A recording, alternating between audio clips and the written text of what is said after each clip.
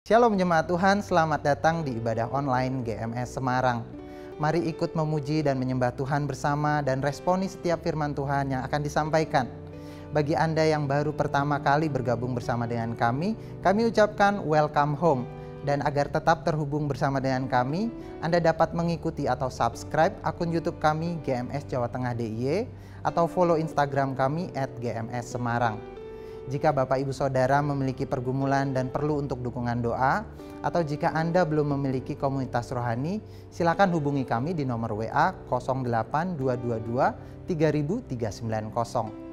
Memberikan persembahan adalah bagian dari ibadah kita. Bagi Anda yang akan memberikan perpuluhan atau persembahan ucapan syukur, Anda dapat melakukannya melalui transfer ke bank di nomor rekening yang tertera di layar, atau dapat juga memberikannya dengan cara scan QR Code melalui aplikasi dompet digital yang Anda miliki. Bagi jemaat yang rindu terlibat di dalam proyek pembangunan gedung GMS Semarang, Anda dapat memberikannya melalui transfer ke nomor rekening seperti di layar, dengan menambahkan Rp1 pada nominal transfer yang Anda berikan.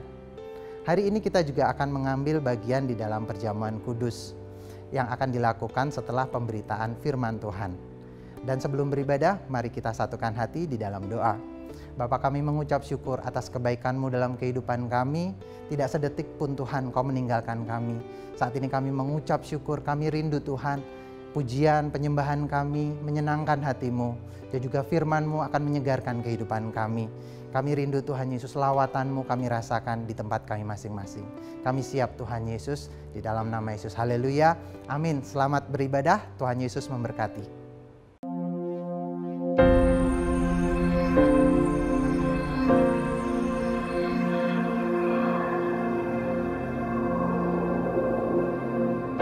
Orang yang suka memuji akan kuat roh doanya. Orang yang berdoa pasti berakhir memuji.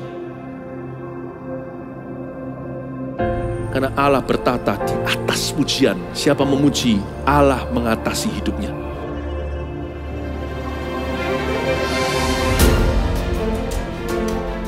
The Year of Praise, tahun pujian, menjadi sebuah petualangan yang tiada dua.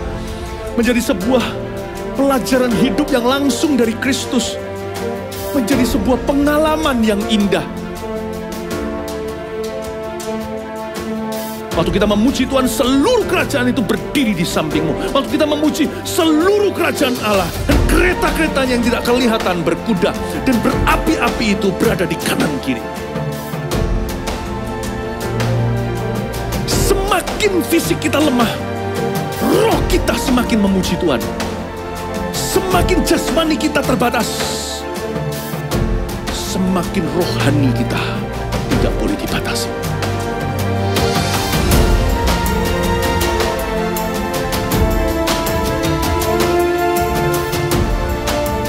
Welcome to the Year of Praise and Provision. Mari kita mengizinkan Tuhan merajut rancangan yang belum pernah kita bayangkan.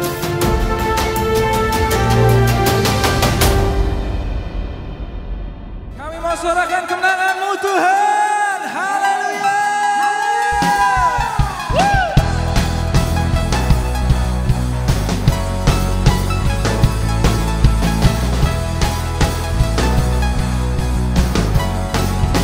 Semuanya.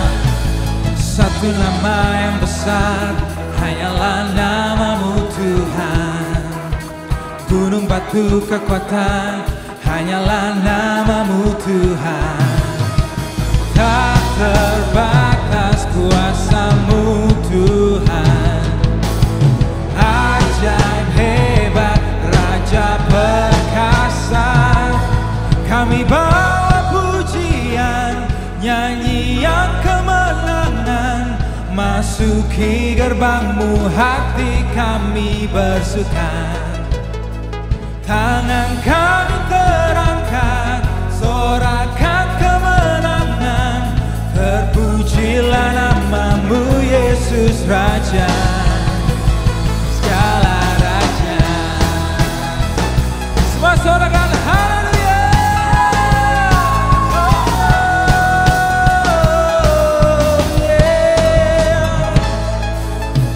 Satu nama yang besar, hanyalah nama-Mu. Gunung batu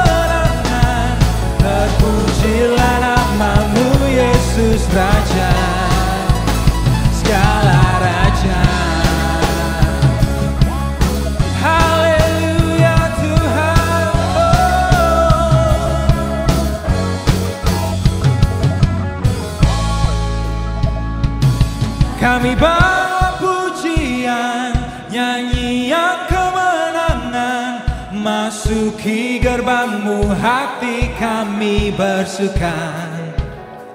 Tangan kami terangkat, sorakan kemenangan, terpujilah nama-Mu Yesus Raja.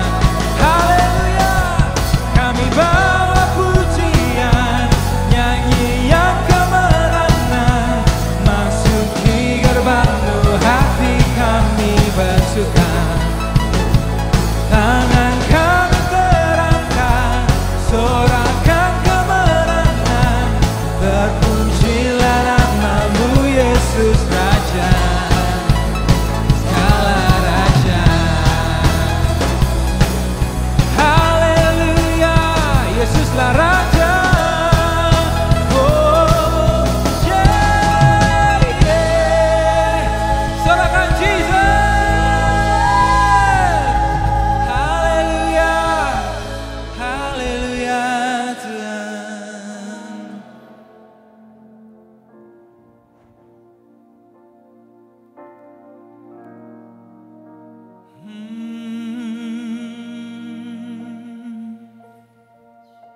Haleluya.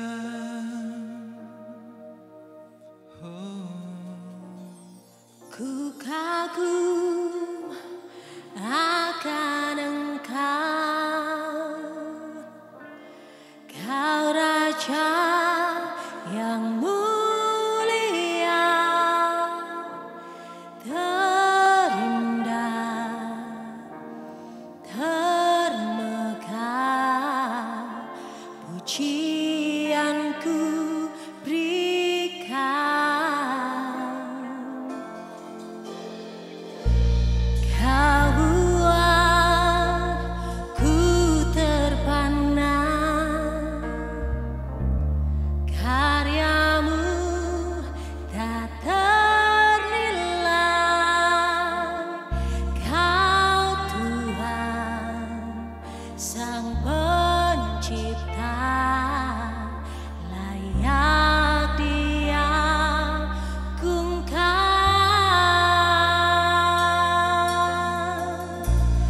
Mulia, Kau mulia, Kaulah Raja atas semesta. Izinkan ku mendekat, meninggikan seluruh bumi menyembah.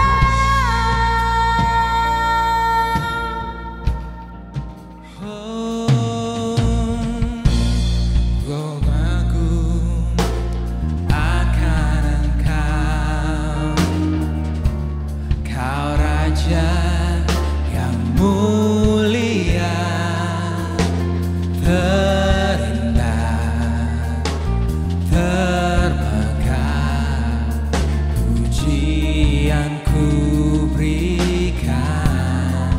Kau buat ku terpana, karya-Mu tak ternilai. Kau Tuhan Sang Pencipta, layak diagungkan.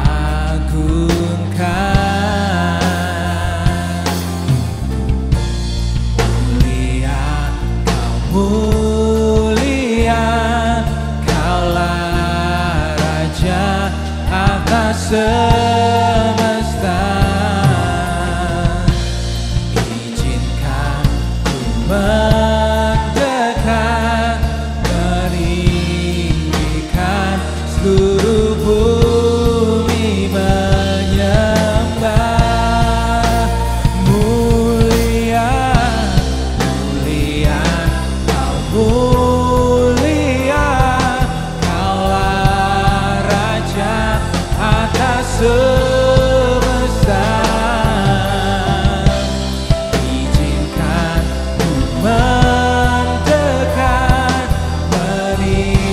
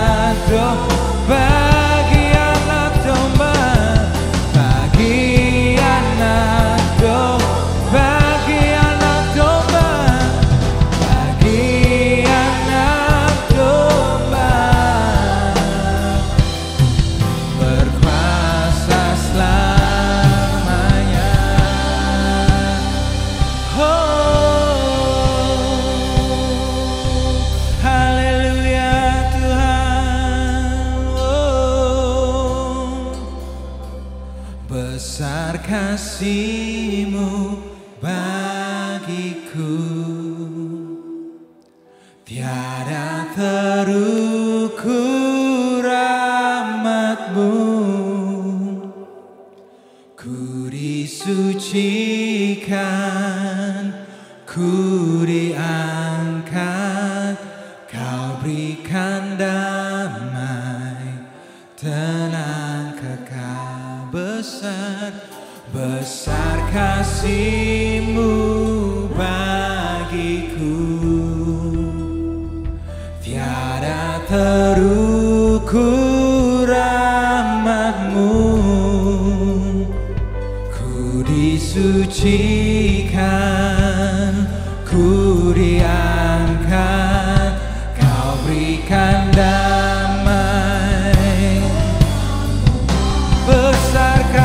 Besar kasih-Mu bagiku.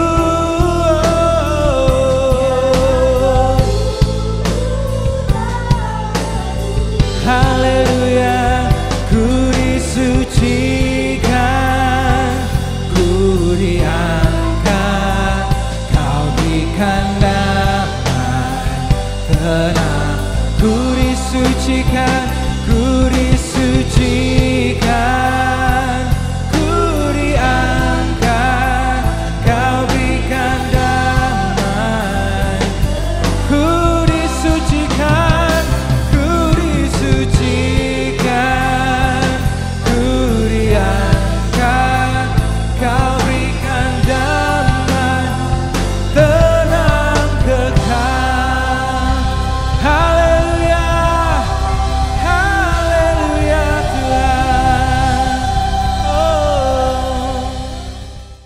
Shalom, Jemaat Gereja Muara Sharon tercinta, Gereja Muara Sharon Jawa Tengah dan DIY. Senang sekali bisa menyambut Anda, menyapa Anda pada kesempatan saat ini. Dan kita semua akan belajar bersama lewat kebenaran firman Tuhan. Saya percaya, saya berdoa juga supaya kita mengalami perubahan hidup semakin serupa dengan Kristus. Karena kita selalu dengar-dengaran akan firman-Nya yang berkuasa untuk mengubahkan hidup kita semakin indah dan berkenan di hati Tuhan. Siap dengar firman Tuhan? Mari kita satu di dalam berdoa.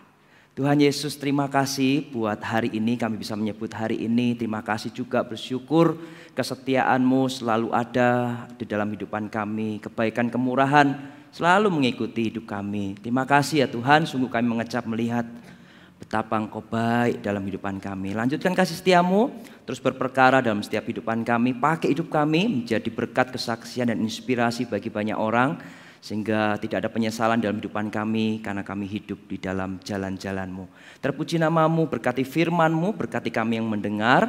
Biar kami semua disebut orang berbahagia karena kami hidup di dalam setiap kebenaran firman Tuhan. Di dalam nama Tuhan Yesus, haleluya, amin.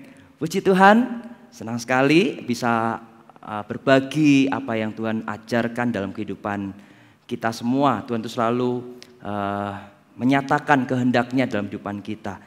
Dan hari ini kita akan belajar tentang heart matters, karena hati adalah pusat kehendak, pikiran, dan perasaan seseorang, di mana setiap orang itu akan mengambil keputusan demi keputusan.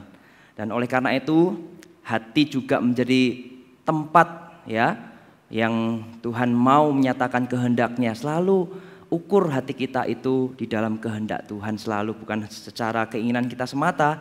Nah, dari situlah kita harus jaga dengan penuh kewaspadaan kata firman. Dari situlah hati ditentukan batas-batas kehidupan. Sebab itu mari kita melakukan kebenaran firman Tuhan ini di Amsal 4 ayat 23. Jagalah hatimu dengan segala kewaspadaan, karena dari situlah terpancar kehidupan. Ya, sesungguhnya ada dua pintu yang dapat dimasuki oleh si jahat atau iblis itu, ya, sehingga seseorang itu akan mengalami kejatuhan dalam hidupnya. Sebab itu kita perlu belajar sehingga kita bisa mengantisipasi, sehingga kita bisa mengambil keputusan dengan tepat yang berkenan kepada Tuhan, sehingga kita tidak perlu mengalami hal-hal yang tidak Tuhan kehendaki, karena kita tidak selaras dengan kehendak-Nya. Yang pertama, dua pintu itu adalah pikiran manusia dan yang kedua adalah hati manusia. Ya, yang pertama kita akan belajar tentang pikiran manusia, yaitu pikirannya yang sia-sia. Firman Tuhan di dalam Roma 1 ayat 21 dikatakan seperti ini. Roma 1 ayat 21. Sebab sekalipun mereka mengenal Allah, mereka tidak memuliakan Dia sebagai Allah atau mengucap syukur kepadanya. Sebaliknya, pikiran mereka menjadi sia-sia. Perhatikan kata, pikirannya menjadi sia-sia. Dan hati mereka yang bodoh menjadi gelap. Pikiran adalah hal yang bersifat penting dalam kehidupan seseorang. Itu menentukan kelangsungan hidupnya bahkan. Apa yang ada dalam pikirannya, itu pula yang akan menentukan sikapnya apa yang akan dilakukannya. Dan bila seseorang berpikiran positif, maka baik pula sikap positif juga. Perilakunya, sikapnya yang dilakukan. Tapi sebaliknya jika pikirannya negatif, tentulah sikap perbuatannya juga negatif dan tidak baik, tidak memuliakan nama Tuhan. Sebab itu peperangan setiap manusia itu ada di dalam pikiran. Medan peperangan yang sesungguhnya itu di dalam setiap manusia ada di dalam pikirannya. Ya, entah manusia itu pada akhirnya, seseorang itu pada akhirnya melakukan perbuatan dosa atau tidak. Itu ditentukan oleh pikirannya yang dia pikirkan. Ya, sebab itu kita perlu belajar hari ini. Ayat 2 dari Roma 12 juga berkata demikian, firman Tuhan, dengarkan jemaat yang terkasih. Janganlah kamu menjadi serupa dengan dunia ini, tetapi berubahlah oleh pembaharuan budimu, sehingga kamu dapat membedakan manakah kehendak Allah, apa yang baik, yang berkenan kepada Allah, dan yang sempurna. Dalam hidup ini kita diperhadapkan pada banyak persimpangan, diperhadapkan pada banyak keputusan demi keputusan yang harus kita buat. Dan firman Tuhan ini mengajarkan, ya, kita berubah oleh pembaharuan budi dalam pikiran, sehingga kita memikirkan apa yang Kristus pikirkan. Pikiran kita memikirkan perkara yang di atas, di mana Kristus ada, duduk di atas tahta kasih karunia. Ya, berubah pikiran apa itu sehingga kita bisa membedakan manakah kehendak Allah, apa yang baik, yang berkenan dan yang sempurna. Yang baik itu saja nggak cukup saudara, yang baik menurut kita atau baik menurut banyak orang. Belum tentu apa yang baik itu benar kan. Nah, tapi yang benar itu yang berkenan, kejar yang lebih tinggi. Bahkan yang satu ini, yang tepat, yang sempurna, satu-satunya yang sesuai dengan kehendak Tuhan. Itu yang terbaik dalam hidupan kita. Sebab itu apapun yang kita akan putuskan, pertimbangkan, pikirkan apa ini baik, berkenan enggak ya Tuhan, itu yang benar dan yang tepat. Ini adalah kehendak Tuhan, saya tahu dan saya sepakat lakukan, dan Tuhan menyertai kita semua. Haleluya. Dosa sesungguhnya membuat pikiran manusia menjadi sia-sia. Efesus 4 ayat 17 berkata demikian firman-Nya. Efesus 4 ayat 17. Sebab itu kukatakan dan kutegaskan ini kepadamu di dalam Tuhan. Jangan hidup lagi sama seperti orang-orang yang tidak mengenal Allah dengan pikirannya yang sia-sia. Ayat 18. Dan pengertiannya yang gelap, jauh dari hidup persekutuan dengan Allah karena kebodohan yang ada di dalam mereka dan karena kedegilan hati mereka. Iblis tahu, Bapak Ibu Saudara sekalian, hal ini menjadi celah untuk dia masuk dan memporak-porandakan, membisikkan hal-hal yang jahat, tipu daya, ya. Sebab itu kita harus cerdik, ya, dan tulus juga seperti yang firman Tuhan katakan, sehingga kita tidak mengambil keputusan yang salah, tapi kita selalu mengejar yang tertinggi, yaitu kehendak Tuhan itu yang tadi sudah firman Tuhan kita dengar. Paulus bahkan menyebut pikirannya jadi tumpul di dalam 2 Korintus pasal 3 ayat 14. Ibaratnya pisau, jika pisau itu tidak diasah menjadi tumpul, maka pisau itu tidak berfungsi dengan baik.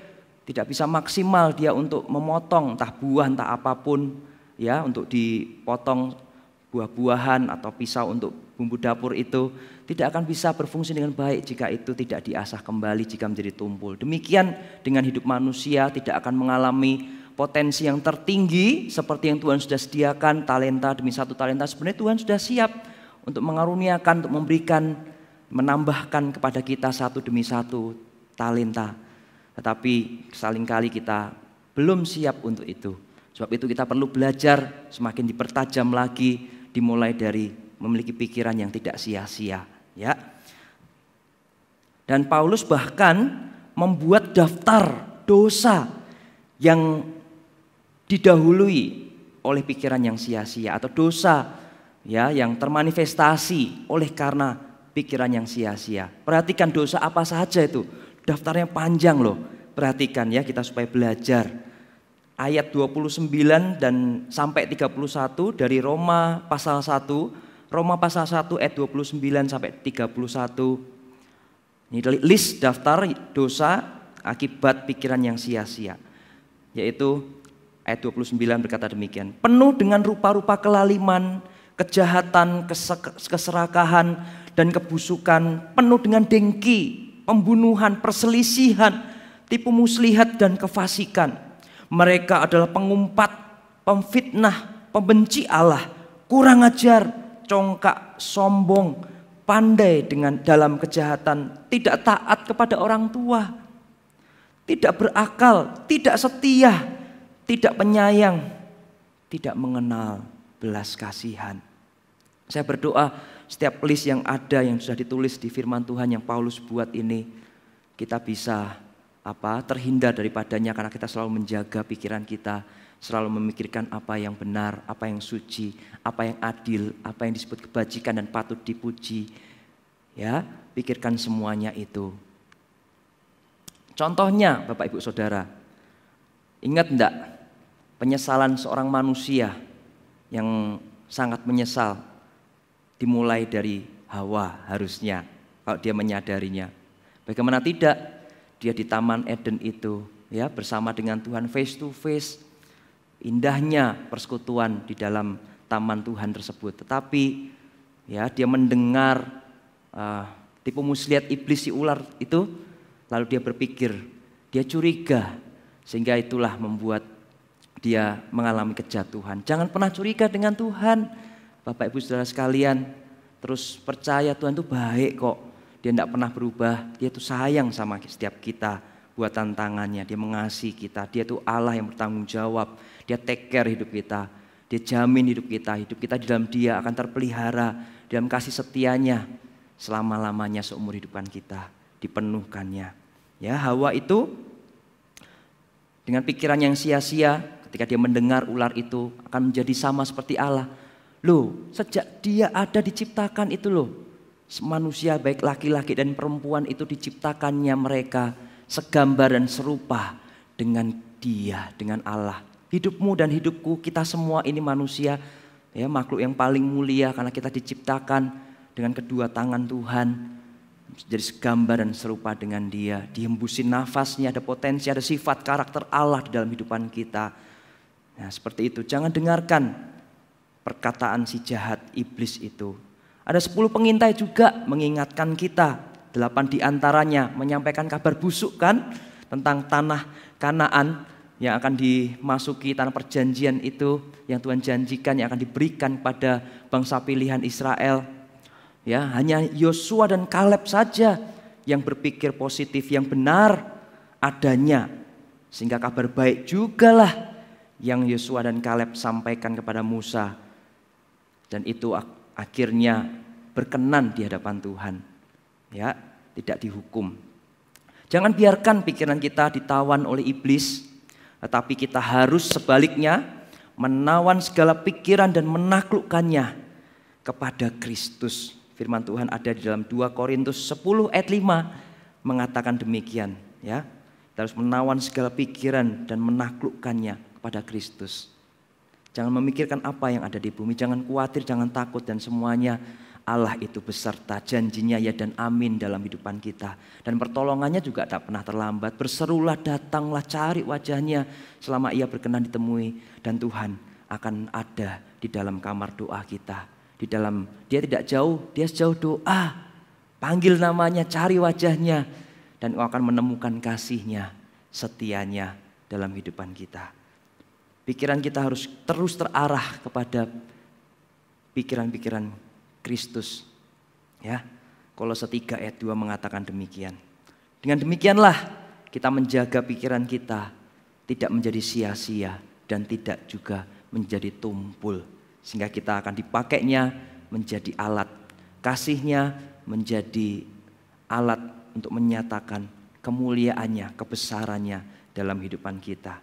Menjadi garam dan terang, menjadi berkat kesaksian dan inspirasi bagi banyak orang. Sehingga nama Tuhan lah disebut dalam kehidupan kita. Semakin terpuji, ternama, termasyur dalam kehidupan kita. Oh haleluya, haleluya. Bapak Ibu Saudara perhatikan hati ya. Yang kedua, jadi yang pertama tadi adalah pikiran manusia, iblis tuh bisa masuk ke sana celahnya. Yang kedua, hati manusia yang menjadi gelap. Hatinya menjadi gelap. Kata hati berasal dari kata Yunani kardia. Artinya hati nurani. Jadi bukan hati yang artinya lever pada tubuh manusia, bukan. Efesus 3 ayat 16 sampai 17, Efesus 3 ayat 16 sampai 17 berkata demikian. Aku berdoa supaya Ia menurut kekayaan kemuliaannya menguatkan dan meneguhkan kamu oleh rohnya di dalam batinmu, sehingga oleh imanmu Kristus diam di dalam hatimu dan kamu berakar serta berdasar di dalam kasih. Di situ dikatakan ya, hati adalah tempat Allah berdiam. Kristus diam di dalam hati kita, dalam hatimu dan dalam hatiku. Ya. Yang kedua, hati adalah sumber aliran air hidup. Ya, hati adalah sumber aliran air hidup. Yohanes 7 ayat 38. Firman-Nya berkata demikian, barang siapa percaya kepadaku, seperti yang dikatakan oleh kitab suci, dari dalam hatinya akan mengalir aliran air hidup. Jadi sungguh kita mengerti sekarang apa yang ada dalam hidup seseorang itu. Jika Tuhan di dalam hidupnya, maka kebaikan, kemurahan, kasih yang akan mengalir. Dimanapun dia berada, dia akan membawa damai. Ya, dimanapun dia berada, dia akan bisa disukai banyak orang karena dia mengerti. Banyak orang itu menurut masing-masing kebutuhan mereka dan Tuhan bisa pakai mereka. Perkataannya itu akan perkataannya membangun, mendatangkan pengharapan, yang menguatkan juga. Ya, yaitu menunjukkan bahwa Allah diam di dalam hidupnya, dalam hatinya. Dan hati itu juga adalah sumber aliran hidup, sehingga lewat perkataan, kata-katanya bukan kata-kata sia-sia, apalagi kata-kata yang mengutuk, no, tapi kata-kata, ada kata firman Tuhan. Ya, bahkan oleh satu patah kata firman, hidup kita akan diubahkan kok. Orang-orang itu yang mendengar perkataan kita, jika hati kita ini penuh, melimpah dengan aliran-aliran hidup itu, maka orang-orang itu akan beroleh kasih karunia Tuhan melalui kehidupan kita. Inginkan yang seperti itu, Bapak Ibu Saudara sekalian, ya. Matius pasal 12 ayat 34 sampai 37. Matius pasal 12 ayat 34 sampai 37. Saya akan membacakan firman Tuhan buat kita semua. Hai kamu keturunan ular beludak, bagaimanakah kamu dapat mengucapkan hal-hal yang baik, sedangkan kamu sendiri jahat? Karena yang diucapkan mulut meluap dari hati. Orang yang baik mengeluarkan hal-hal yang baik dari perbendaharaannya yang baik. Dan orang-orang yang jahat mengeluarkan hal-hal yang jahat dari perbendaharaannya yang jahat. Tapi aku berkata kepadamu, setiap kata sia-sia yang diucapkan orang harus dipertanggungjawabkannya pada hari penghakiman. Karena menurut ucapanmu engkau akan dibenarkan, dan menurut ucapanmu pula engkau akan dihukum. Sebab itu kita harus menjaga hati dengan penuh kewaspadaan. Ya, kalau kita ini kuat mengangkat beban, misalnya mengangkat beban beras 50 kilo, kuat. Kalau nggak kuat 25 kilo atau berapapun 10 kilo, kita kuat mengangkat beban itu. Pakailah kekuatan untuk mengangkat beban itu, untuk menjaga hati sedemikian rupa. Karena dari situ terpancar kehidupan. Apa yang di dalam hati ini meluap, apa yang keluar dari mulut ini meluap dari hati, kata firman barusan. Ya, biar kita menjadi orang-orang yang baik, kita menjadi orang-orang yang menyatakan bahwa Tuhan itu berdiam dalam hidup kita. Dia bertahta, dia berdaulat penuh dalam setiap hidup kita. Biar itu mengalir, aliran-alir hidup. Di mana air itu mengalir, kata firman, di sanalah kehidupan juga ada. Ya, berkeriapan segala binatang di situ.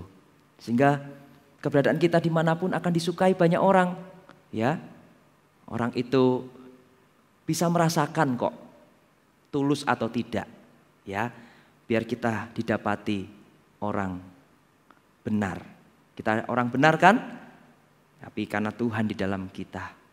Haleluya. Anda diberkati sampai di sini Bapak Ibu Saudara, puji Tuhan. Haleluya. Ada sebuah perumpamaan saya mau ceritakan. Pernah nggak di antara kita memancing atau punya hobi mancing bahkan? Saya sih nggak suka, tapi saya pernah ikut teman yang hobinya mancing. Kok bisa ya orang itu dengan wah gitu. Saya lebih baik pesen aja langsung jadi. Tapi saya perhatikan saya juga pernah dapat gitu waktu mancing. Nah, umpan dilempar di tempat pemancingan sih, bukan di sungai atau di laut gitu, bukan. Nah, dapat, puji Tuhan, kecil tapi akhirnya saya lepas lagi. Tapi perumpamaannya seperti ini. Lihat, ikan itu ketika tidak menjaga mulutnya, maka dia mengalami masalah. Ya, kena pancingnya, kena kail itu tadi, sehingga berakhir dibakar, digoreng, atau apa di meja makan kita. Ya, itu mengingatkan, perhatikan hidup kita. Perhatikan perkataan kita. Orang yang baik akan mengeluarkan kata-kata dari perbendaharaannya yang baik. Demikian orang yang jahat, kata-katanya akan sia-sia belaka. Dan one day, satu hari, satu saat, semuanya itu akan kita pertanggungjawabkan di hadapan Tuhan. Allah, Sang Hakim yang adil itu, akan menghakimi setiap orang menurut perbuatannya. Biar didapati setiap hidup kita ini benar di mata Tuhan. Saya berdoa seperti itu. Ya, hati manusia digambarkan seperti kaca di jendela rumah kita atau di mana ya, kaca jendela mobil atau kaca gitu aja di jendela kantor kita seperti itu. Jika tidak dibersihkan jendela itu, kaca jendela itu, maka kotoran noda menempel di kaca itu, dinding itu, ya, sehingga ruangan di dekatnya di sekitarnya akan gelap karena sinar matahari tidak bisa masuk ke dalam ruangan itu untuk menyinari kegelapan di sekitarnya. Ya, tetapi beda jika kaca jendela itu selalu dibersihkan, dilap setiap hari atau setiap pagi sore gitu ya. Kantor, kalau kita berangkat kantor, perhatikan kalau kantor kita ini jendelanya nggak dibersihkan, I think kotoran noda semua akan menjadi buram sehingga kantor itu pun nggak nyaman gitu ya. Kita yang tinggal di situ akan nggak nyaman dan sinar tidak bisa masuk. Tapi kalau kaca itu dibersihkan, maka sinar matahari bisa masuk. Ya, mata hati nurani kita akan bersih, akan peka akan suara Tuhan, akan kehendak Tuhan. Dia berbicara lembut di hati nurani kita sehingga kita akhirnya bisa membedakan manakah kehendak Allah, bukan sekedar apa yang baik menurut kita, tapi yang berkenan yaitu yang benar itu. Dan yang sempurna, yang tepat satu-satunya. That is kehendak Tuhan dalam hidup kita. Ya, haleluya.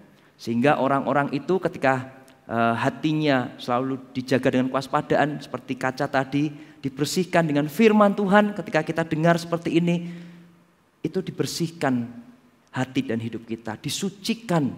Firman Tuhan itu menyucikan hati dan hidup kita, Bapak Ibu Saudara sekalian. Ya, dan orang-orang yang dibersihkan lewat firman Tuhan kita dengar seperti ini, maka orang itu tidak akan melakukan hal-hal yang ceroboh, hal-hal yang cemar dan bodoh, tetapi perbuatannya adalah kebaikan demi kebaikan bagi dirinya juga bagi orang lain. Ya, itu akan kembali kepada kita. Apa yang kita tabur akan kita tuai. Tuhan itu setia dan adil dalam segala jalannya. Pertanyaan berikutnya, bagaimana kita menjaga hati dengan segala kewaspadaan, Bapak Ibu Saudara sekalian? Ya, kita tahu celahnya tadi 2 pintu, ya, iblis memporak-porandakan, membuat manusia itu jatuh, pikiran yang sia-sia, hati yang gelap. So kita harus jaga semuanya itu. Bagaimana menjaga hati dengan segala kewaspadaan? Buka dengan saya firman Tuhan di Roma 12 ayat 17 sampai 21. Roma 12 ayat 17 sampai 21. Ayat 17 berkata demikian, Roma 12, janganlah membalas kejahatan dengan kejahatan. Lakukanlah apa yang baik bagi semua orang. Ya. Yang pertama, aplikasinya untuk kita menjaga hati kita, pikiran kita juga, ya, tidak sia-sia dan gelap, tapi selalu dibersihkan. Jangan membalas kejahatan dengan kejahatan. Ya, diteguhkan firman, ya, seperti yang sudah tadi, jangan membalas kejahatan dengan kejahatan, lakukan yang baik bagi semua orang. Jangan pilih-pilih juga, karena Tuhan juga mengasihi semua orang. Betul, dia mati bagi semua orang, tetapi bagi setiap kita yang percaya kepada dia, ada kasih karunia. Demikian hidup kita juga akan berdampak, memberi faedah bagi kehidupan banyak orang, menjadi inspirasi bagi banyak orang, menurut apa yang kita buat dalam kehidupan mereka. Sedapat-dapatnya, kalau hal itu bergantung padamu, hiduplah dalam perdamaian dengan semua orang. Ayat 18 saya tambahkan tadi, saya belum baca, saya bacakan. Sedapat-dapatnya kalau hal itu bergantung padamu, hiduplah dalam perdamaian dengan semua orang. Ketahuilah Bapak Ibu Saudara sekalian bahwa orang yang melakukan kejahatan, membalas kejahatan tepatnya dengan kejahatan, maka sesungguhnya dia tidak akan menyelesaikan masalahnya kok. Justru dia akan bertambah masalahnya, ya kan? Suami istri atau sebut saja hubungan yang retak, hubungan apapun ya yang dimiliki oleh seseorang. Jika seseorang itu membalas kejahatan yang diterimanya dengan kejahatan pada orang yang melakukannya kepada dia, maka dia akan bertambah masalahnya, tidak menyelesaikan. Sebab itu bijaksanalah, berhikmatlah setiap kita yang dikasihi Tuhan. Hidup dalam perdamaian dengan semua itu include dengan yang memusuhi juga, yang tidak suka dengan hidup kita. Berapa banyak hidup kita ini mengalami hal yang demikian, diperlakukan gak adil, disalah mengerti, tidak disukai gitu. Ya, Yesus berkata kok, kita ini bahkan seperti domba di tengah-tengah serigala katanya, firman Tuhan mengatakan demikian. Jadi ingat perintah Tuhan, Bapak Ibu Saudara sekalian, Tuhan memberikan perintah pada kita untuk mengasihi musuh kita bahkan. Jadi hidup damai itu include one package, termasuk orang-orang yang mencekno, orang-orang yang membuat kita ini sakit hati, yang memusuhi kita, yang tidak suka pada kita juga, mengasihi mereka. Bahkan mendoakan mereka. Tuhan Yesus memerintahkan bukan hanya mengasihi, mendoakan mereka yang menganiaya, ya, melakukan perbuatan jahat semena-mena dengan hidup kita. Dan justru disuruh perintah Tuhan pada kita berbuat baik kepada yang membenci.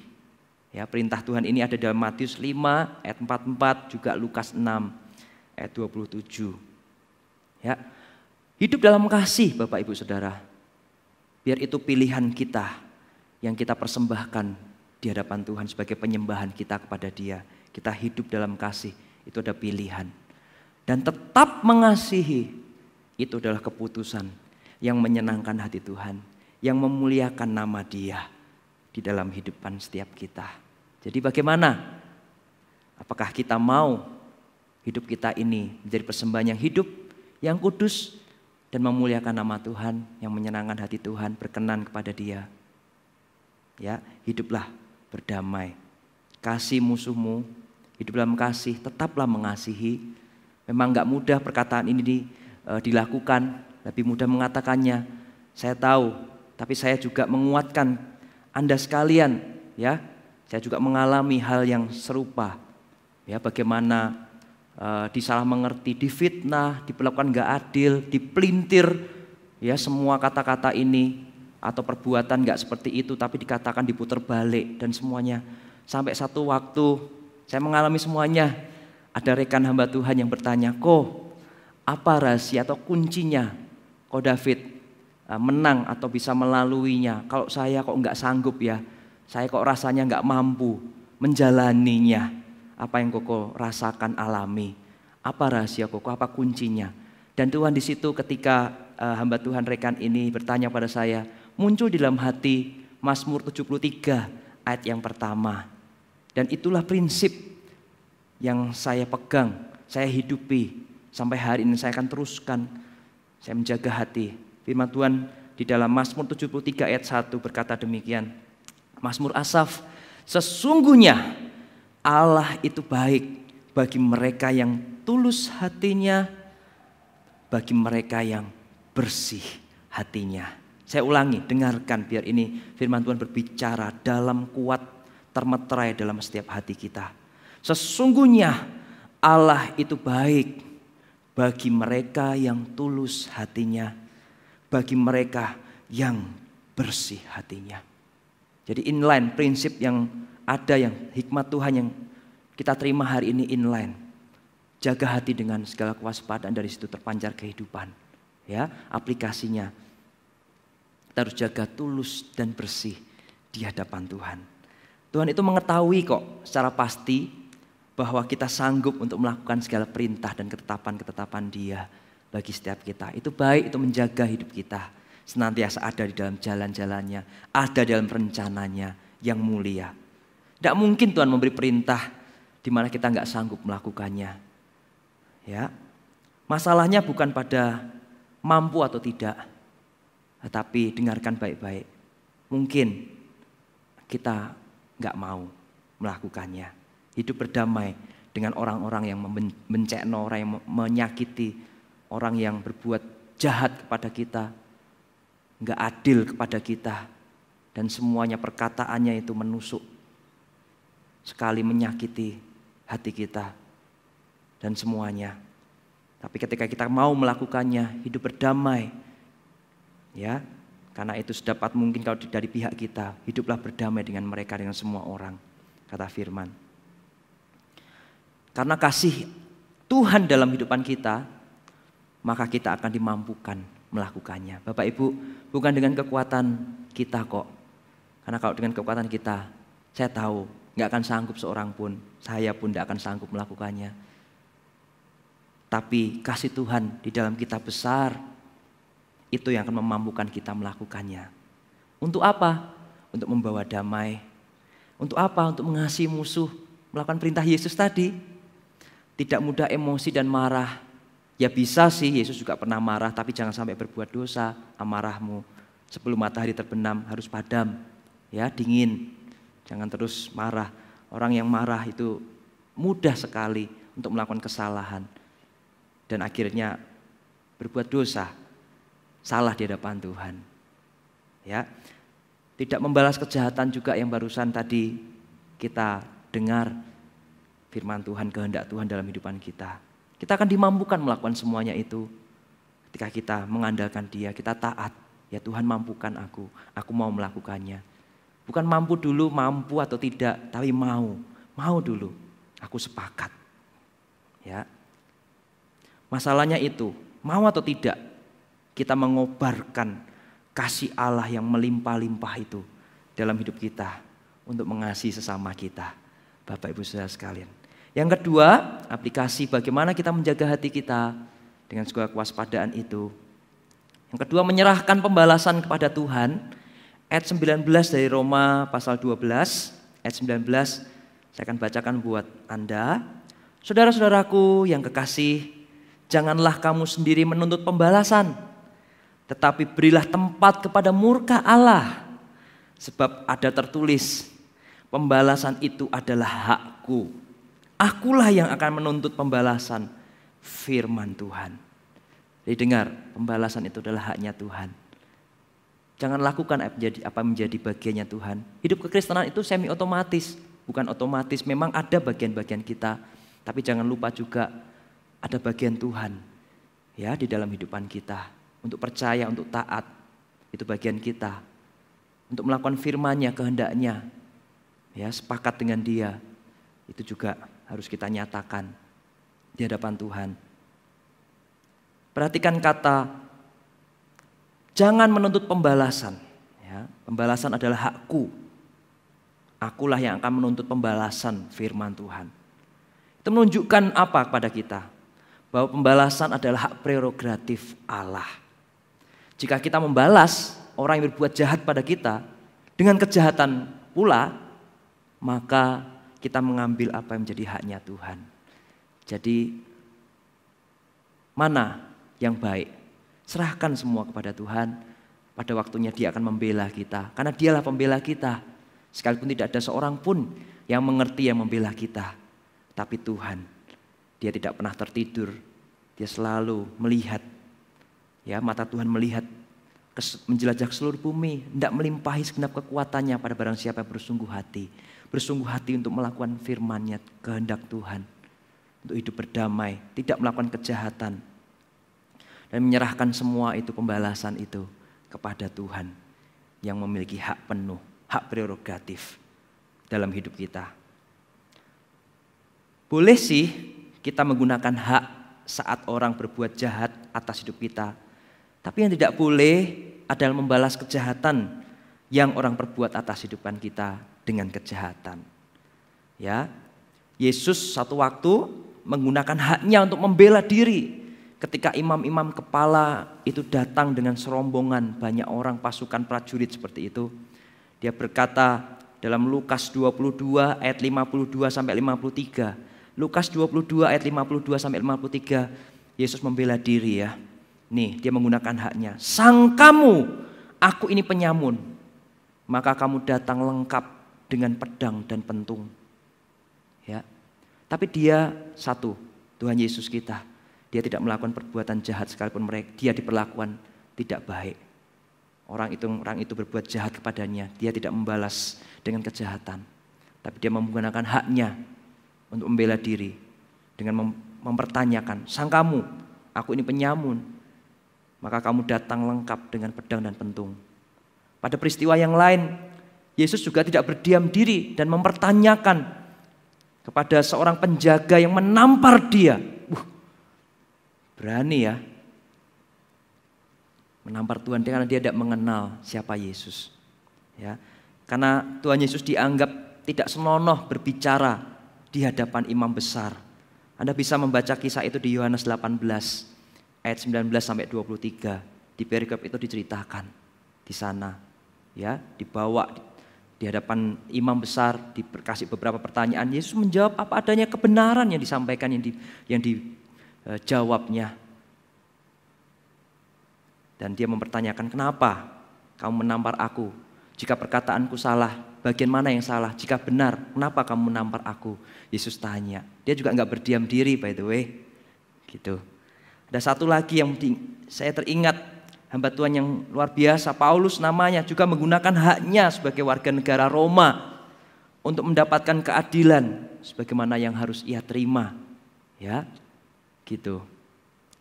Paulus juga tetap bersukacita meskipun ia dipenjarakan, padahal tidak melakukan perbuatan yang jahat, kesalahan yang fatal. Tidak, dia mengabarkan Injil. Justru buahnya itu baik kok, orang-orang itu diselamatkan, diubahkan, disembuhkan. Sapu tangannya aja menyembuhkan orang. Tapi orang tidak suka, ya, iri, dengki dan semuanya. Lalu menangkap Paulus, dimasukkan dalam penjara. Tapi dalam hal itu Paulus tidak membalas kejahatan dengan kejahatan.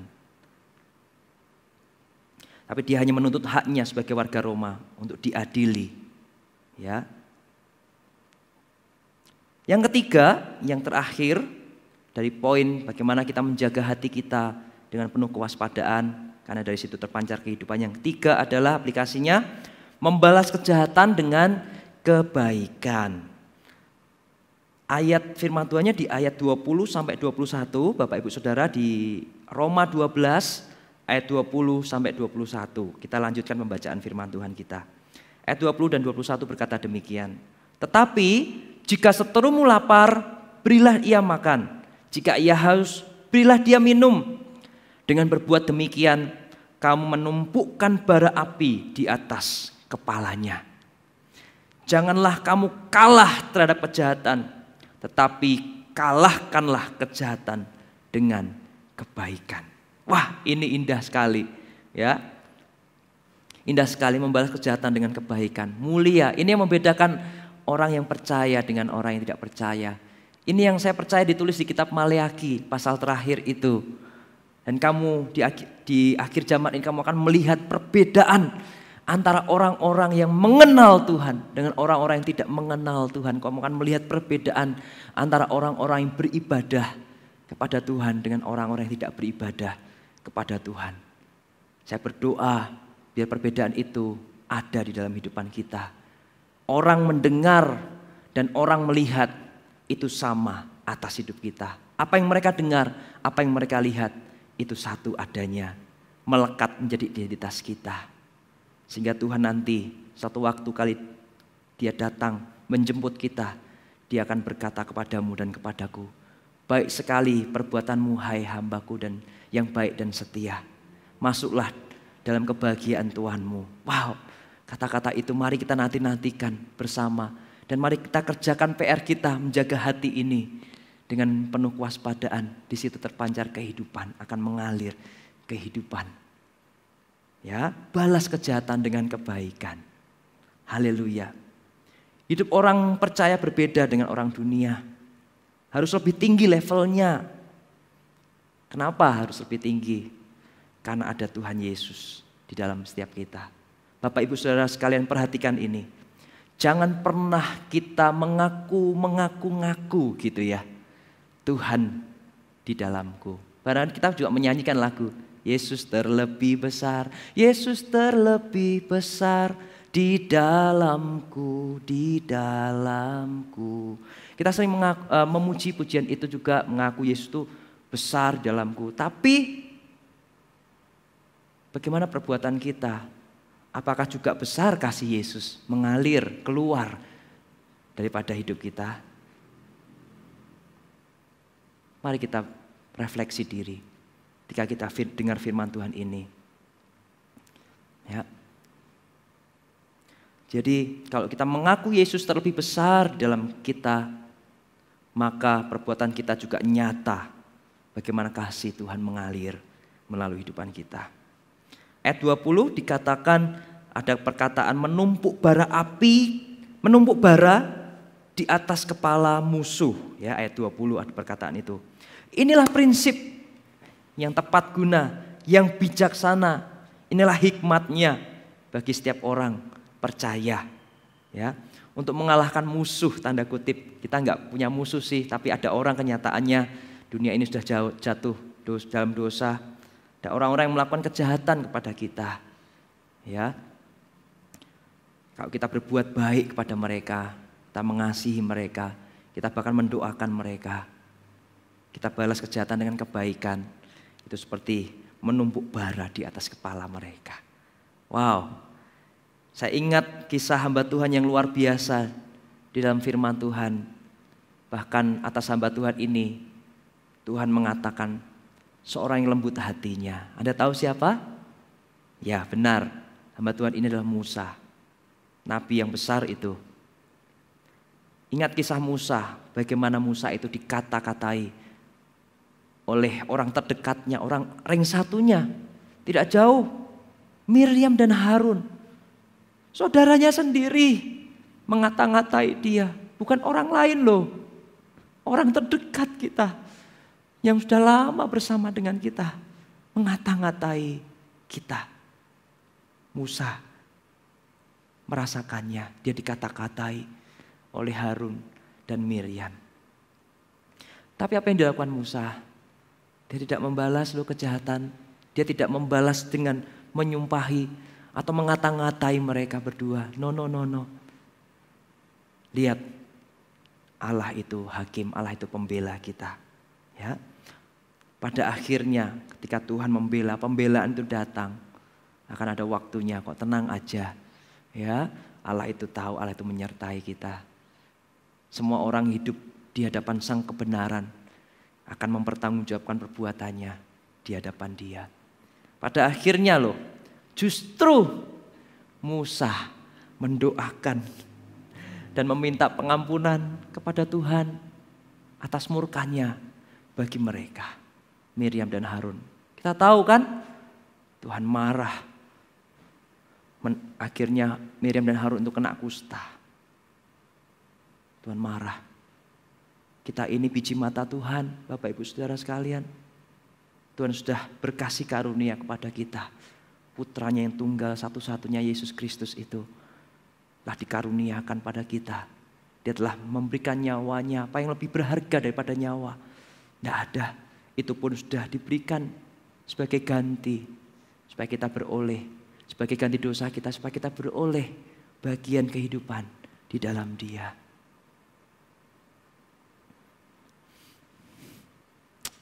Ketika saya merenungkan hamba Tuhan ini, Musa ini luar biasa. Dia lembut hati. Biar kita juga lembut hati, Bapak Ibu Saudara sekalian. Ya, justru ketika kita mendoakan mereka, Tuhan akan berperkara dalam kehidupan mereka. Amsal 25 ayat 21-22 diteguhkan lagi. Raja yang besar, Salomo, juga menulis dalam hikmatnya, balas kejahatan dengan kebaikan. So, poin 3 ini, aplikasi sederhana. Simpulannya adalah, jangan kalah terhadap kejahatan. Kalahkan kejahatan dengan kebaikan. Tuhan Yesus memberkati kita. Inilah yang matters di hadapan Tuhan. Inilah yang berharga. Inilah yang bermakna dalam hidup. Inilah yang terutama dalam hidup. Mengasihi Tuhan, mengasihi sesama, melayani Tuhan, melayani sesama. Hidup kita tak pernah sia-sia, tapi begitu berarti, berdampak, memuliakan Tuhan, memberi faedah bagi kehidupan orang, berkenan di hadapan Tuhan. Inginkan hidup yang seperti itu? Saya percaya tidak akan ada penyesalan di dalamnya. Puji nama Tuhan, saya sudah selesai. Mari kita meteraikan kebenaran firman Tuhan ini di dalam doa. Biar saya berdoa, biar setiap telinga yang mendengarkan firman Tuhan ini bukan hanya mendengar lalu melupakan begitu saja, tapi mendengar dan melakukannya, sehingga kita akan disebut orang berbahagia. Karena kata hidup di dalam setiap firman kebenaran ini. Mari satu dalam doa. Tuhan Yesus, hamba sudah selesai berkata-kata, menyampaikan isi hatimu firman Tuhan ini. Bagaimana kami menjaga hati kami benar, ya Tuhan. Ya Tuhan, dengan firman-Mu, dengan apakah seorang muda mempertahankan kelakuannya bersih, dengan menjaganya sesuai dengan firman-Mu. Kami mau menjadi pelaku daripada firman-Mu ini ya Tuhan. Kami akan melakukan apa yang menjadi kerinduan isi hati-Mu, Tuhan Yesus. Melakukan kebaikan, tidak kejahatan dibalas dengan kejahatan. Ya Tuhan, menyerahkan semua pembalasan itu. Engkaulah Allah Hakim yang adil itu. Ya Tuhan Yesus, kepadamu kami serahkan seluruh hidup kami ini. Pakai kami jadi saluran berkat bagi banyak orang, sehingga dimanapun kami berada, kami jadi garam dan terang. Kami dipakai Tuhan mengalirkan kasih dan kuasa Tuhan nyata, sehingga orang-orang di sana sekitar kami itu beroleh kasih karunia daripada Tuhan melalui hidupan kami. Meteraikan firman-Mu dalam hati kami, di dalam nama Tuhan Yesus. Kami mau sepakat, datang kerajaan-Mu jadi kehendak-Mu. Hati kami untuk-Mu ya Tuhan, supaya kami gak berdosa kepadamu. Dalam nama Tuhan Yesus Kristus. Haleluya. Amin. Tuhan Yesus memberkati. Shalom Bapak Ibu Saudara, saya percaya Anda diberkati dengan firman Tuhan yang baru saja kita dengar. Dan bagian kita bukan hanya mendengar, tetapi kemudian melakukan firman itu supaya setiap janji Tuhan digenapi di dalam perjalanan kehidupan kita. Dan sebentar kita akan mengambil bagian di dalam perjamuan kudus. Oleh karena itu silakan persiapkan roti dengan anggur atau biskuit atau roti dengan air teh atau air putih. Sebagai simbol, sebagai lambang darah Tuhan yang tercurah bagi kita dan tubuhnya yang terpecah. Dan satukan hati kita Di dalam berdoa, dengan segenap hati, dengan ucapan syukur kita mengambil bagian di dalam perjamuan kudus. Terima kasih ya Tuhan buat anugerah-Mu, buat pengorbanan-Mu di atas Kalvari. Kau Allah yang baik. Kami masuk dalam kelahiran baru, menjadi ciptaan baru. Semua bermula karena pengorbanan-Mu. Terima kasih Tuhan, betapa hati kami limpah dengan ucapan syukur. Terima kasih ya Tuhan, nyanyikan lagu ini sama-sama. Jadikan doa kita dan ucapan syukur kita di hadapan Tuhan. Haleluya, katakan. Kemanakah aku dapat pergi, menjauhi rohmu yang suci, kau sahabat. Amin Tuhan. Dan kau dekat.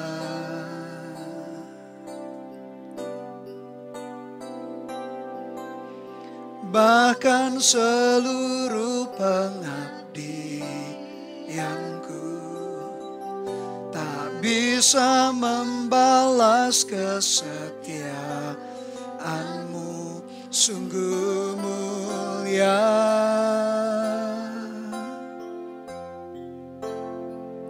dan berharga. Katakan dengan segenap hati, sungguh besar pengorbanan-Mu bagiku,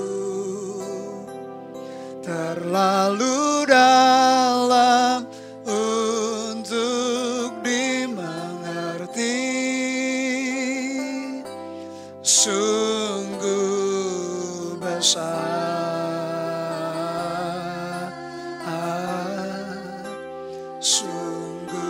Indah yang kau pikirkan tentangku,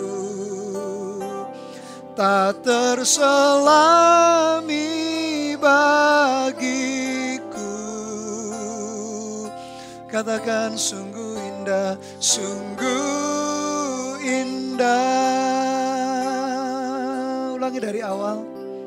Jadikan doa kita, katakan. Kemanakah aku dapat pergi, menjauhi rohmu yang suci, kau sahabat.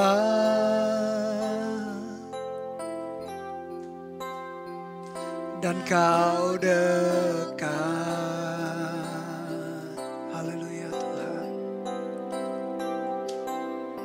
Bahkan seluruh pengabdianku tak bisa membalas kesetiaan-Mu, sungguh mulia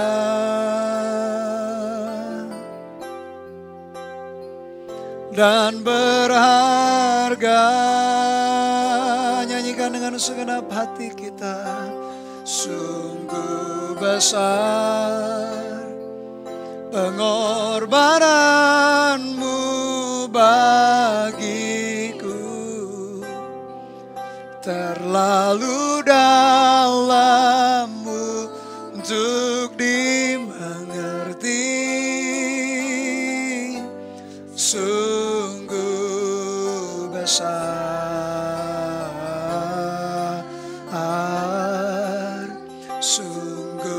Indah yang kau pikirkan tentangku, tak terselami bagiku. Oh, sungguh indah. Mari kita angkat roti atau biskuit yang sudah kita siapkan. Angkat dengan tangan kanan kita melebihi kepala kita sebagai tanda kita menghargai pengorbanannya dan kita bersyukur buat anugerahnya.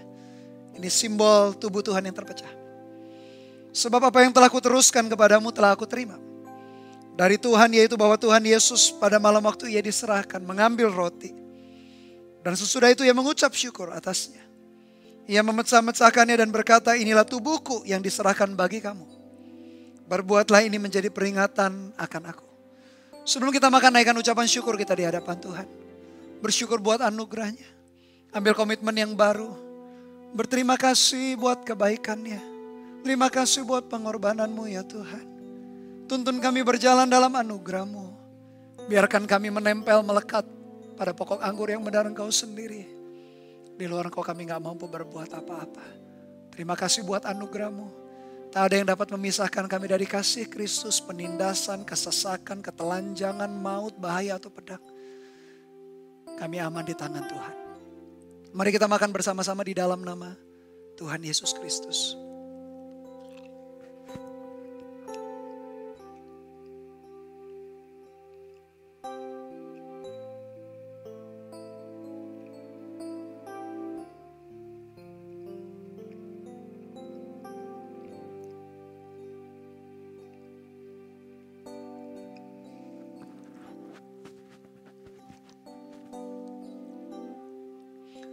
Mari kita angkat cawan anggur atau cawan berisi teh atau air putih. Angkat dengan tangan kanan kita melebihi kepala kita. Demikian juga yang mengambil cawan sesudah makan lalu berkata, cawan ini adalah perjanjian baru yang dimeteraikan oleh darahku. Perbuatlah ini setiap kali kamu meminumnya menjadi peringatan akan aku.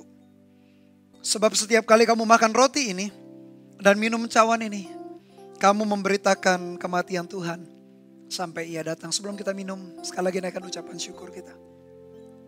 Bersyukur buat darahmu yang menyucikan, menguduskan kami. Dosa kami yang semerah kirmisi Kau putihkan seputih salju. Kami yang dahulu jauh dari Allah, dari Bapa kami, sekarang menjadi dekat. Kami bahkan bisa memanggilnya ya Aba, ya Bapa. Kami bisa menerima karunia Roh Kudus itu. Kami bisa berada dekat denganmu.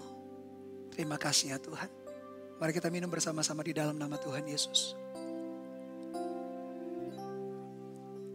Sungguh besar pengorbananmu bagiku, terlalu dalam untuk dimengerti. Oh, sungguh besar. Haleluya Tuhan. Sungguh indah yang Kau pikirkan tentangku, tak terselami bagiku. Oh, sungguh indah. Sekali lagi, ini ucapan syukur kami dan doa kami, katakan, sungguh besar pengorbananmu bagiku, terlalu dalam untuk dimengerti. Oh, sungguh besar.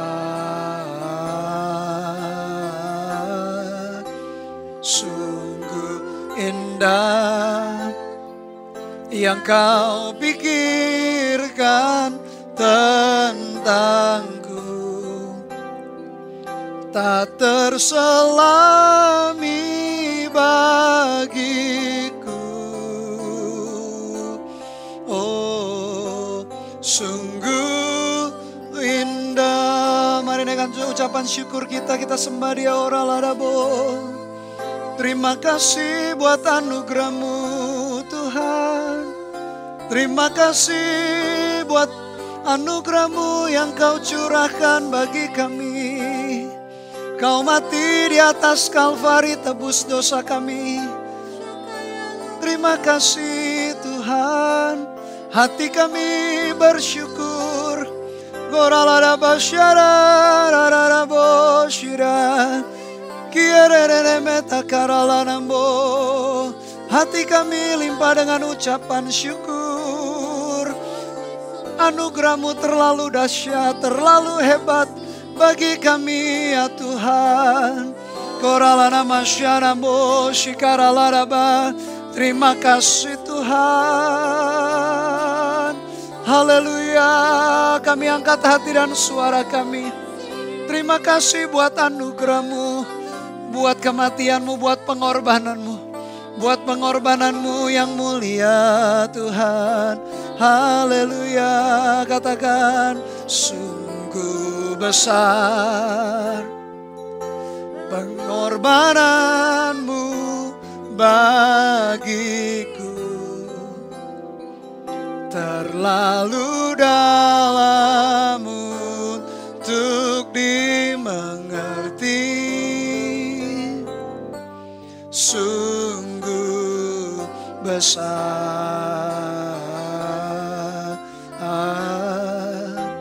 sungguh indah yang Kau pikirkan tentangku,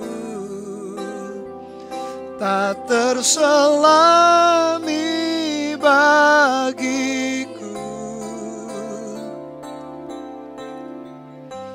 Sungguh indah, katakan sungguh indah, oh, sungguh indah. Sekali lagi,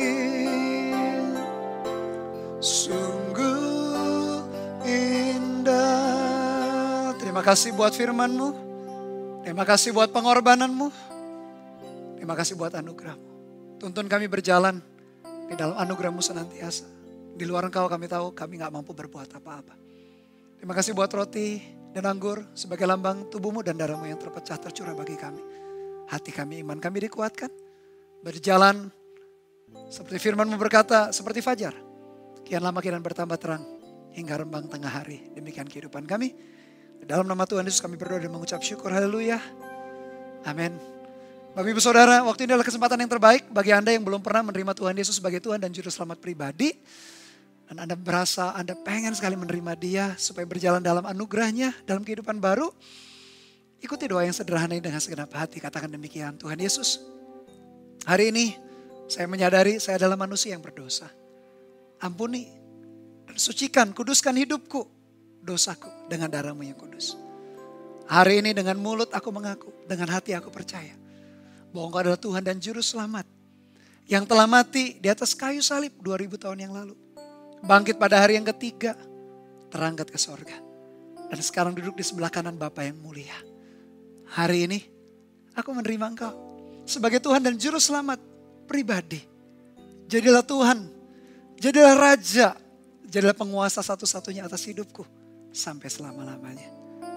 Aku percaya mulai hari ini namaku ditulis dalam kitab kehidupan-Mu.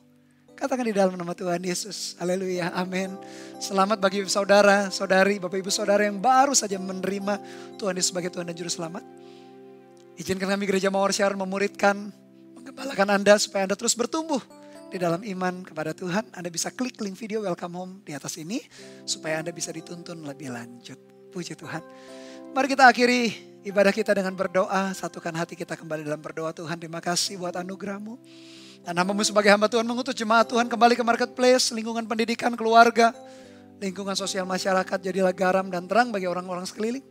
Bahwa orang Kristen atau orang yang belum kenal Tuhan datang kepada Tuhan lewat hidup-Mu sebagai umat Tuhan. Biar langit di atas-Mu menjadi sorga terbuka, tanah di bawah-Mu menjadi tanah subur. Kemanapun Kau pergi dan melangkah, Kau disertai diberkati Tuhan. Biar mulai dari hari ini kasih anugerah dari Allah Bapa, kasih setia dari Tuhan Yesus Kristus dalam persekutuan, pengurapan Roh-Nya yang kudus menyertai kita dari hari ini sampai selama-lamanya. Di dalam nama Tuhan Yesus Kristus, katakan bersama-sama haleluya. Amin. Tuhan Yesus memberkati.